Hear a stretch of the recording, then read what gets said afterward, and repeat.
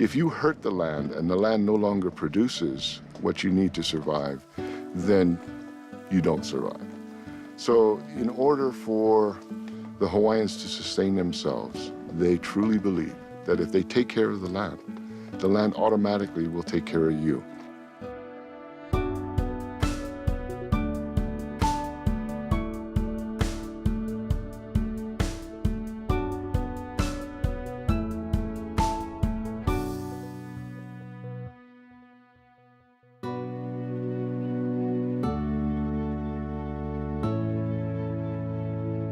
My name is Wade Lee, and I am the managing member of Haloa Aina.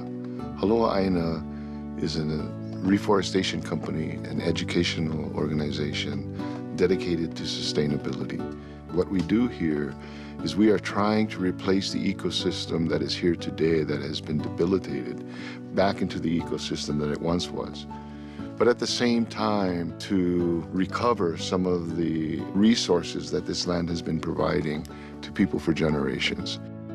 We try to move forward following our cultural values. And the values that we follow are values that was in place before Captain Cook's arrival. At that period of time, there was over 1 million people here on the islands. And those people, the Hawaiians, were self-sufficient in terms of their sustainability. That sustainability, because you're in the most isolated landmass on Earth, was very important to the people. Whenever someone took a natural resource, say it be a tree or even fish from the ocean, there was a strong rules of how that was collected. That system was known as the kapu system. The kapu system had one penalty, and it was death. If I wanted to make a canoe, I had to go into the forest. But before I stepped into the forest, I had to get permission from the ali'i. And when I get to the forest edge, I had to give an offering, and I had to say a chant. And then I would walk through the forest while looking at different trees. But it wasn't me selecting the tree. It was the forest telling me what tree I can select. Through that system, this 1 million people were able to successfully nourish themselves and live off of the land in harmony with the land. Today, we have 1.4 million people in the state of Hawaii. And 99% of everything we consume is shipped in. And our ecosystems have been dilapidated to a point where we don't really have an ecosystem that is a resemblance of what was here before the contact because of the invasive species.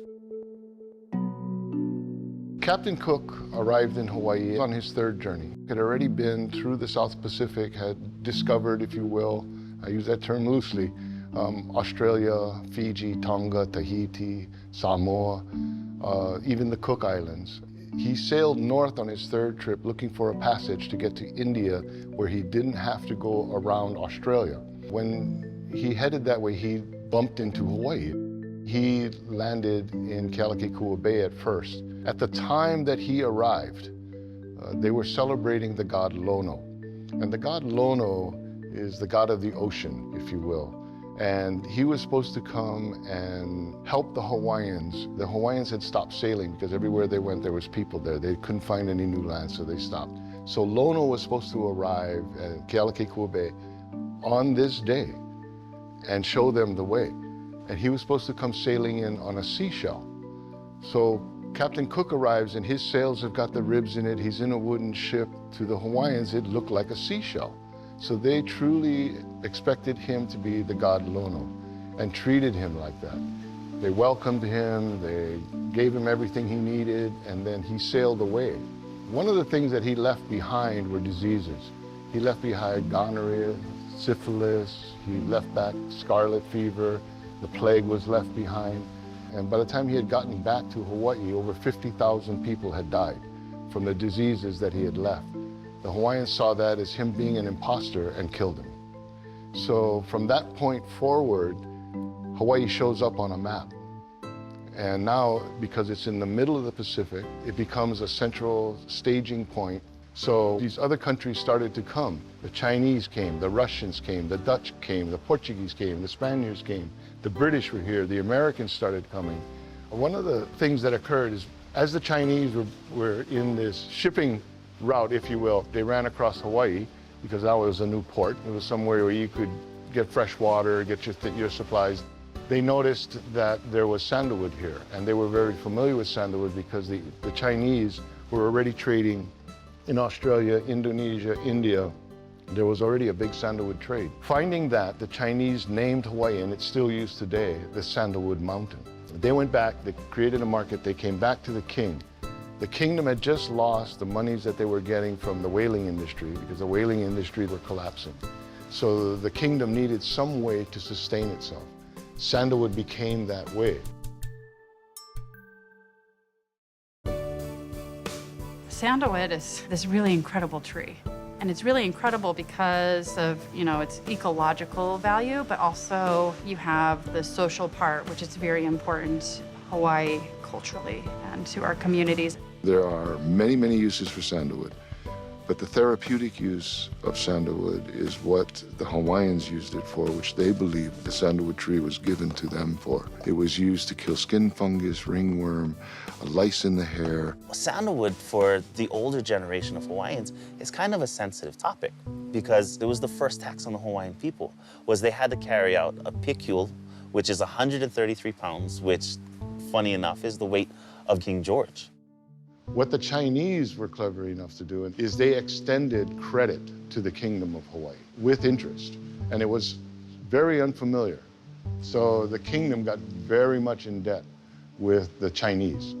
And for the next 30 years, they were selling this sandalwood to the Chinese.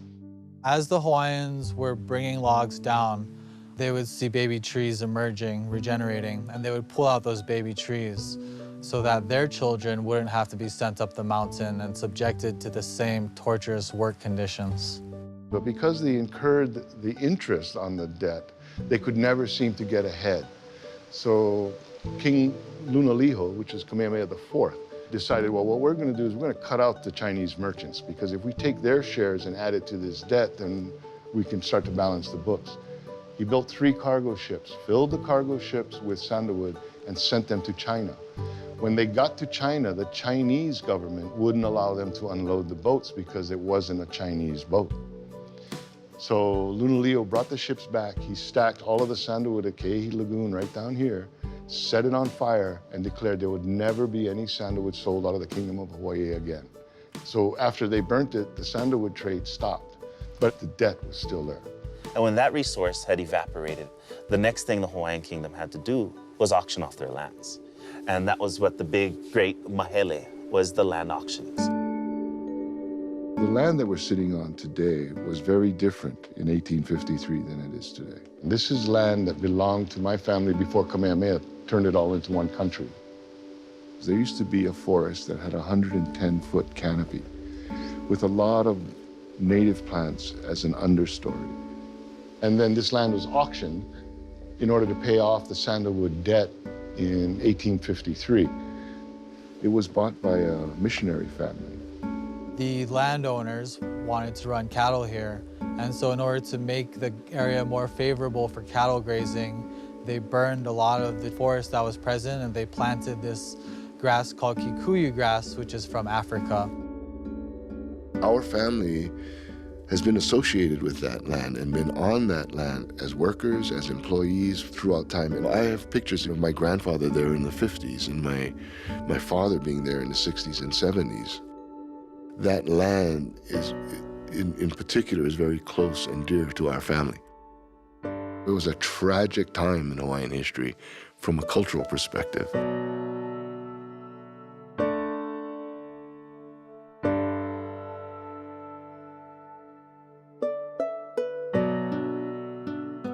Uncle Wade, he has a background that is steeped in science, specifically biology and natural resource management. And so he had the vision of what could become from this severely degraded forest landscape.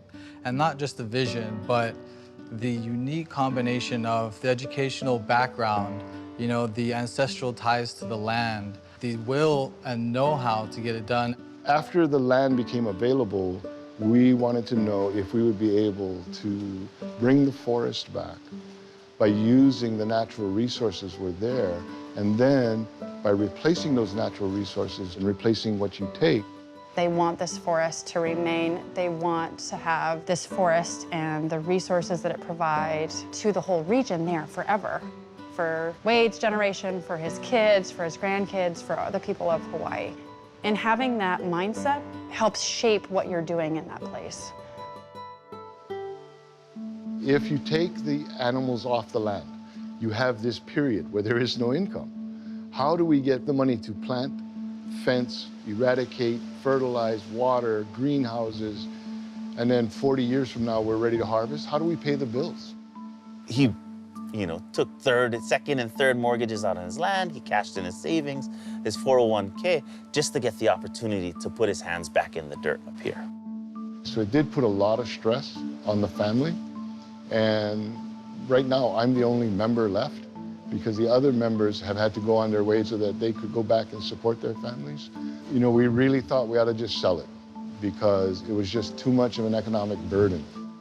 But nature and all of its glory, speaks loudly if you sit and listen to it.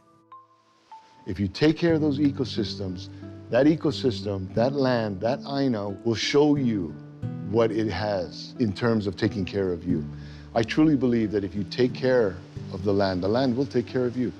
Sandalwood became evident that that is what was being offered to us by the land.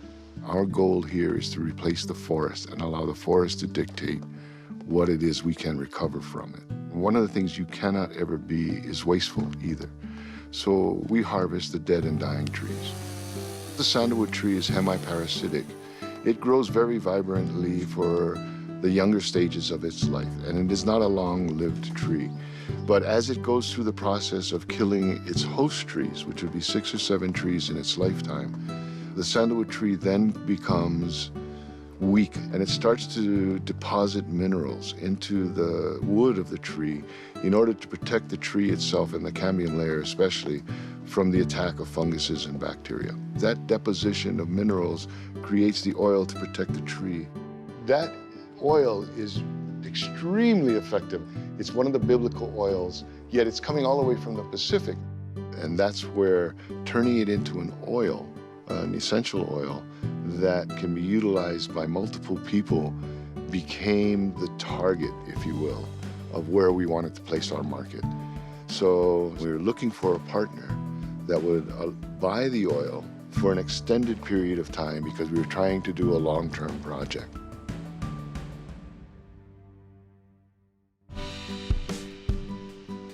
I wasn't an essential oil guy, I was a biologist. But I get a call from my brother over in Kona, and he says, well, I got this guy, his name is Gary Young, and he's at the airport, and he wants somebody to go pick him up.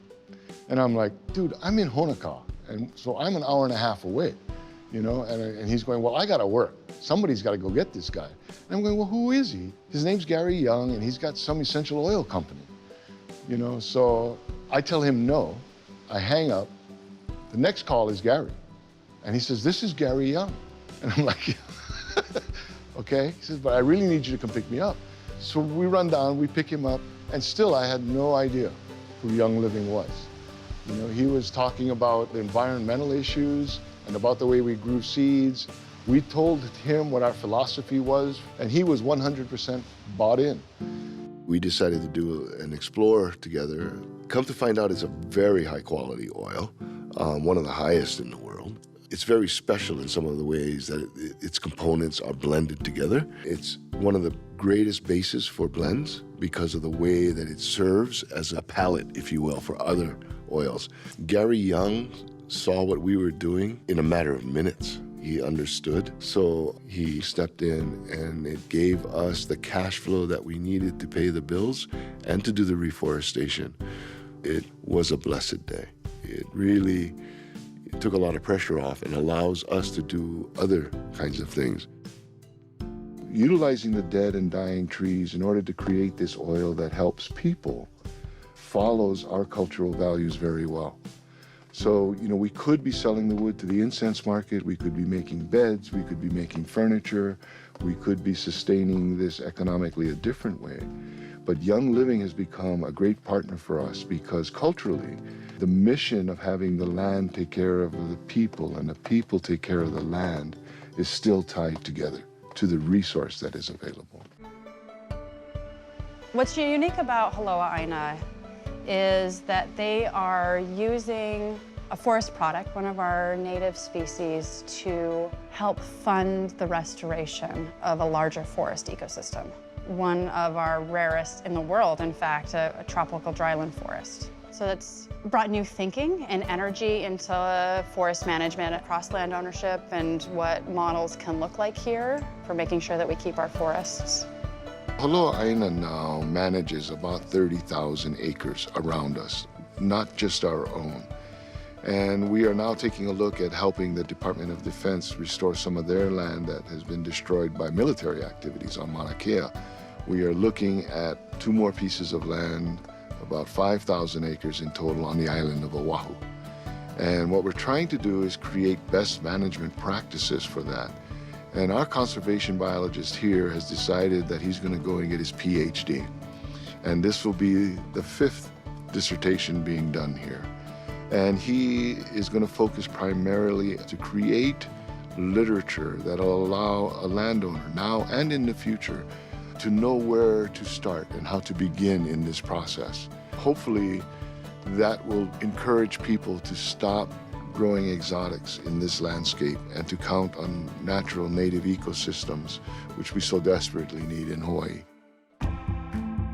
We are kind of on the cutting edge of sandalwood forestry in Hawaii. And so a lot of the challenges we face just are a result of the fact that no one has done this before. The really cool thing about sandalwood is it's a hemiparasitic plant, so you have to have a more complex system there. You have to have other trees, other shrubs, other grasses in that place in order to thrive, to survive. It needs a host. So when you're looking at it from that standpoint, having a forest management model that requires a more complex ecosystem, you get so much more out of that from the other values and benefits that are there. You get habitat for birds, they can have fruits that they forage on, you've got insects, you've got a whole diversity of plants there. Back in the days of old Hawaii, there was a series of legends. They talk about the first Hawaiian or the first human being. The first Hawaiian was born of Mother Earth and Father Sky, Papa and Wakea. When they had their first child, they named the child Haloa, so he would be the first Hawaiian or the first human being even. But Haloa was born badly deformed. He looked like a bulb, more like a potato than a human being. It gave his mother a type of depression, and she buried her son into the ground and then wept. And when she wept, her tears watered the bulb. And after a while, that bulb sprouted. As time went on, they had another child, and that child they also named Haloa. And he is referred to in history as Haloa II. And Haloa II noticed that from that bulb and its sprouts, there were keiki, there were baby plants around it. And he took those baby plants and outplanted them. That was the first kalo, where taro comes from. It's where a lot of their food sources come from. So the Hawaiians' deep reverence goes all the way back to the first Hawaiian, between man and land. The sustenance that we get from the land to sustain ourselves is a gift from the land, from Mother Earth. That's where the name came from, Haloa Aina, is that relationship with the first Hawaiian and its brother, the first taro plant. And it's just that relationship between man and plant, or man and Aina. We treat Haloa Aina like it's a brother, you know, trying to do what's right for it. And it's given us the opportunity to help bring back the forest that once was here. And hopefully our future generations will see what it can be again. So the next project and partnership that we get to work on with Wade and Haloa Aina is a conservation easement for that forest. And what that means is Wade is voluntarily saying that he wants this forest to be a forest for generations to come. So by putting a conservation easement there, he is taking away his ability or anybody's ability who might be a future owner of that place to clear that forest or build a hotel or whatever. He's saying as part of his legacy and the legacy of Holoaina that there will be a native forest on that property from now until the end of time.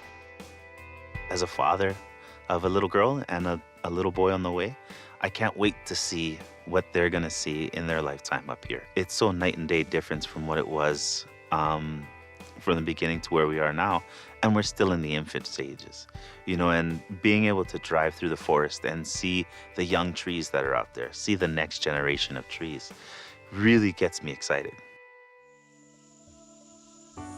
That's some things we have to cherish. Hongkwai is not just like lavender. You grow this year and you can start to harvest maybe next year. It's something that you use it out. You have to wait for another 10 life before you can have that essential oils of Hongkwai again.